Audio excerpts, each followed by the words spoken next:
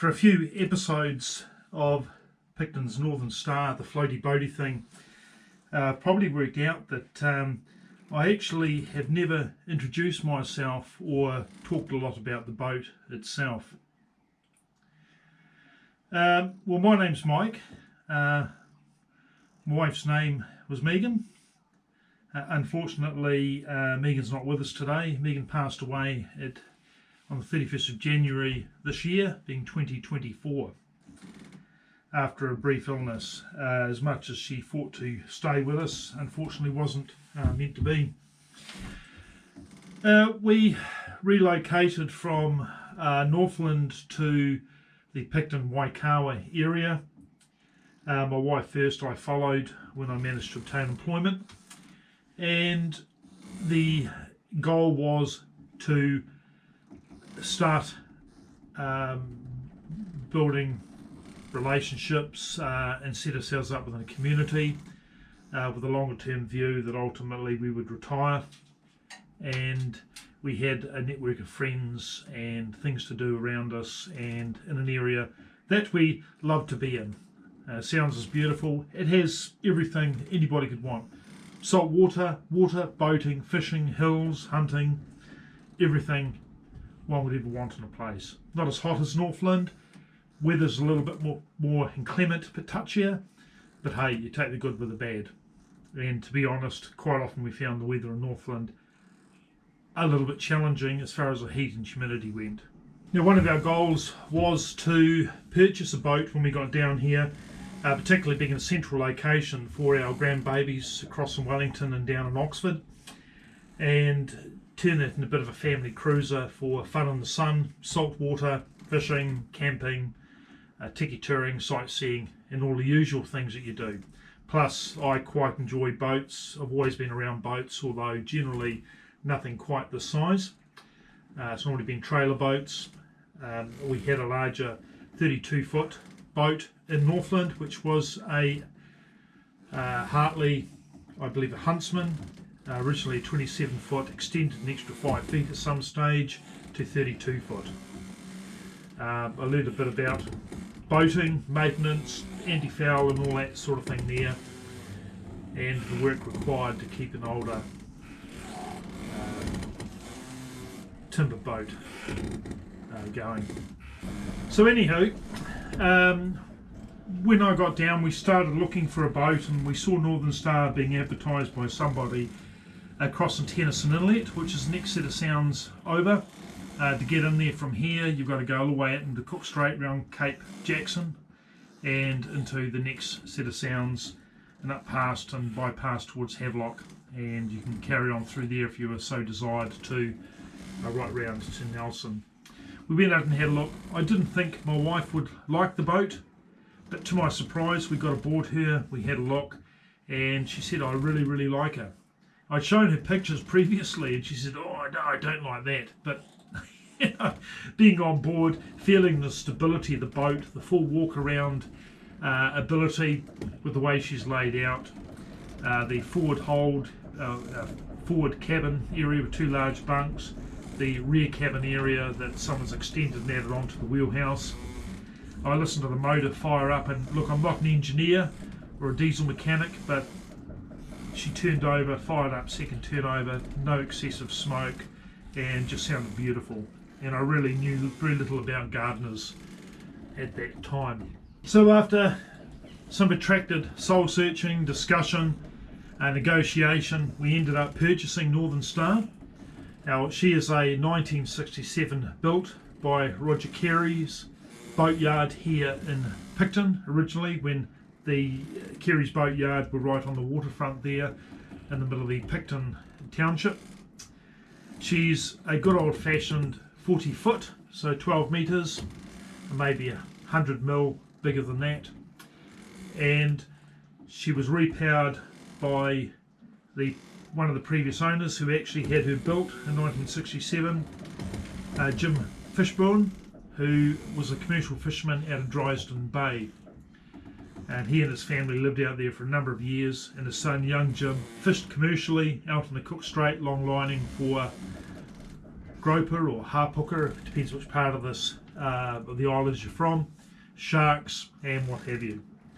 I believe at some stage she was repowered from a Gardner 6LY, now someone correct me, I haven't got the documentation in front of me, to the 6LXB. They cut a big hole in the roof and she was repowered for scallop dredging, and there was a scantling fitted on the rear along with winches and such like, oil coolers and everything on the bulkhead at a significant cost to Jim. And it's my understanding that you could have eaten off the floor in the engine room. Everything was always clean and sparkly and shiny. He took a great deal of pride in this old boat, which wouldn't have been that old back then, and looked after her very well. She was effectively the family's bread and butter. And the family, well, Jim and the family would come in to Picton from Dryson Bay quite frequently to uplift videos. The days video cassettes and VHS, as probably a lot of you will know what they are, a lot of the younger folk won't know what they are, and pick up supplies and such like. I'm aware that just after she was built and handed over to the Fishburne family, she ran aground in Waikawa Point. I don't know how that happened. Somebody probably does know how it happened. I believe the only thing that stopped her sinking was the watertight bulkhead, and the buffers and buoys and things were floating around in the forward hold and were bumping up against the hatchway. Now I know Philip Carey, who was on the original build, son of Roger Carey. It was Roger's and his brother, Philip's uncle, who had the boatyard. Philip was an apprentice back then. Tells me that they spent quite a bit of time over Christmas working on Northern Star, getting it back into the water for Jim and the family, because he needed to be back out fishing and paying the bills. As Philip said, they never wanted for any hāpoka cheeks fish whatsoever from that time forward, given the effort that was put in to get her back floating and in service for Jim and the family. Now, after one inspection, we purchased her. I took a bit of a punt on that she was seaworthy and sound and everything was fine. I knew there was some topsides work to do. I believe that she was probably painted for sale purposes, and there were some areas on the topsides that weren't dealt with appropriately, and unfortunately you can't cover them up with paint and expect that the problem's going to be fixed. So those are areas that have to be sorted, and some of you who have been following all the way along will have seen those areas and know what I'm talking about. And the aim is to ultimately have the gear on board, so that while we're on board and using it, using the boat, and we're overnighting, whatever, I can do jobs and work my way around to get some of the stuff done. I had an insurance inspection report completed by Philip, who spent the day tapping underneath her, tapping throughout the boat, one end to the other, and preparing an insurance inspection report to enable me to get some insurance on the old girl. We initially had her on a mooring out at Ngākuta Bay. That's Little Ngākuta Bay, not the next one right around and out of the Sounds, and managed to get insurance for her. She was sound, her hull was ringing like a bell. There were a few jobs, as you'll see for the last episode, that needed to be done.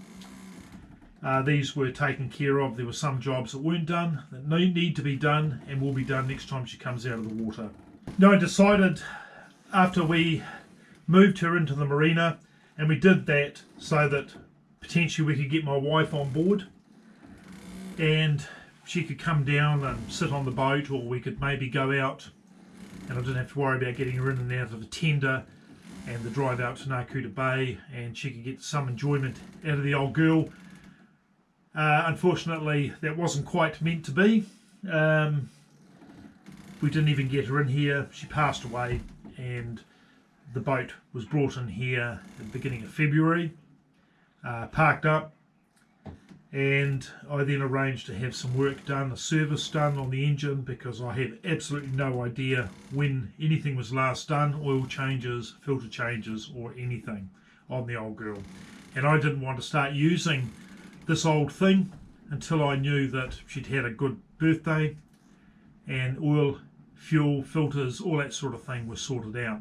So that was the aim. So I contacted a local firm here and arranged to do that. They were going to go and have a look, and that was way back probably in April probably of this year. So anyway, eventually somebody came down, went through the engine compartment. I got an email back saying this was wrong and that was wrong and a whole pile of stuff was wrong and everything was basically no good and the gearbox was making metal and all this sort of drama, which was pretty negative and pretty depressing, to be honest. Then probably a week or two later I had another message from the outfit to say that someone else had gone through it with a little bit more experience in commercial vessels and didn't believe the issue was as bad as what was made out. In his view, the staff members that came through here are too used to working on gin palaces and have no experience really with commercial vessels, whereas he did, so he knew that what you saw was what you got. So he came down and didn't believe that there was too many major issues that needed to be dealt with. Cut a long story short, pretty much he did come down himself, did start going through, they did start the work, needed a new Raycore diesel fuel water separator, needed a new heat exchanger, needed a pile of work done, hoses replaced, that sort of thing, oil changes, filter changes, and then they discovered that there was a problem in the reduction box. There'd been a nut or similar had come off in the reduction box. Someone had been in there doing some work, not done something up properly, and that had been rattling around, causing some significant damage. So then the fun started. And this is way back in April, May, and we've been going since then for quite some time trying to get this sorted, which has included me travelling to and purchasing a complete second-hand Gardner UC gearbox and reduction box from someone in Motueka. It was in good nick, apparently. They've completely stripped that. They've completely had the gearbox out of here and they're slowly putting it back together. But one of the frustrating things for me being at this point is just the sheer amount of time this is taking. Something happens and then weeks will pass, then nothing. And then everything goes back in there. The last update you would have seen would have been the reduction box has now moved. The final parts of the reduction box have now moved to the back of the boat, ready to install, and yet I'm waiting 2 weeks later to have that done. So I'm starting to get a little bit frustrated. They like the bills paid on time. The last bill was in the vicinity of $8,500, so I'm nearly $20,000 down the hole for getting this work done. I've potentially got another couple of $3,000, I would hope, not more. Hopefully it's somewhat less to get the jobs finished, but the time it is taking is starting to get quite frustrating, and there's probably something evident to my voice and probably evident in some of the previous episodes where I've struggled to find footage to keep people engaged and interested. But I can't fault the work that has been done. My only concern is how long it is actually taking, and at this stage here I thought we might have been looking at close to having a functional boat this week. The way it's going, we're coming up to November, middle of November. By Christmas I'll be struggling to have a functioning boat, and all the while it's been sitting here. Northern Star has been growing growth and mussels on the wormwood and growth on the bottom, and there's going to be another big job for me, haul out and get that sorted. So I'm starting to get a little bit frustrated, and while I'm not concerned about the quality, my advice to you would be, if you're going to get work done down here in Waikawa, have a very clear and good understanding and conversation with whoever's doing the work about what time frames are, what you expect the time frames to be, and how long it's going to take. Because unfortunately, when they start, they sort of have you over somewhat of a barrel, and at in excess of $100, $115 an hour in labour. And to this point there, I'm probably looking to pay for at least 4 weeks worth of labour at that price, and occasionally for multiple people to get the work done. Yeah, it starts to hurt and starts to take the gloss off owning an old boat like this quite significantly. So anyway, it's what we do, it's what we choose to do. Boat, bring out another 1,000. It rings pretty true. And not much we can do. In for a penny, in for a pound. So hopefully it'll all be worthwhile once the job is done. The boat's up and mobile and we can actually use her. And I can start some of the other work. I'm also looking forward to getting some of this work done simply for the reason of installing bilge pumps, sorting wiring out and doing other bits and bobs that need to be done. But at the moment I just don't want stuff to get in the way of the guys while they're trying to reinstall things. But it's certainly been a long road to this point, and while the end is in sight, it's sort of becoming quite frustrating. I'm like a child or a kiddie on Christmas Eve. I'm just really looking forward to getting this done and hearing that engine again and being able to actually use her and use with confidence that the engine is being well cared for and maintained. So as part of that, I'm bringing it back up to a standard. I know the hull is good, hull is awesome, the engine is good. I want to start sorting electrics, lighting, things like that, all the auxiliary stuff. And I'll know that the engine's fine. I'll keep a record of servicing and fuel and all that sort of thing, and servicing that needs to be done moving forward, considering installing an hour meter, so that will remind me that I need to start looking at certain aspects of it. But hopefully next time what I'll do is I'll actually learn to do the work myself, so that I can do it myself, so I'm not waiting for weeks and weeks and weeks on end for basic stuff to happen, and I'm not reliant on somebody else or beholden to anybody else, and I'm self-reliant, which will make a hell of a difference for me. So this is just a little bit of an update, a little bit of history, and hopefully there'll be enough footage in all of this to make something interesting, maybe pre-episode for you to look at for those interested in a little bit of the history. Hey, thanks for watching another episode of Picton's Northern Star, the floaty boaty thing. Look, I promise things are going to get better. This is a bit of a short episode, a little bit of background and part of the journey to this point in time. Things are going to pick up a little bit. The work is ongoing and things are happening in relation to the repairs. There is another unexpected cost and issue. I'll cover that off on the next episode.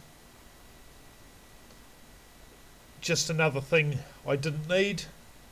However, you've got to have. So stay tuned, and I look forward to seeing you back again. As usual, click like, subscribe, share this episode. It's yours to do with whatever you want to do with it. I do enjoy creating these, and I hope to have some better content and interest moving forward from here on in. So again, thanks for watching, really appreciate it, and I enjoy your comments, advice and input in the comments.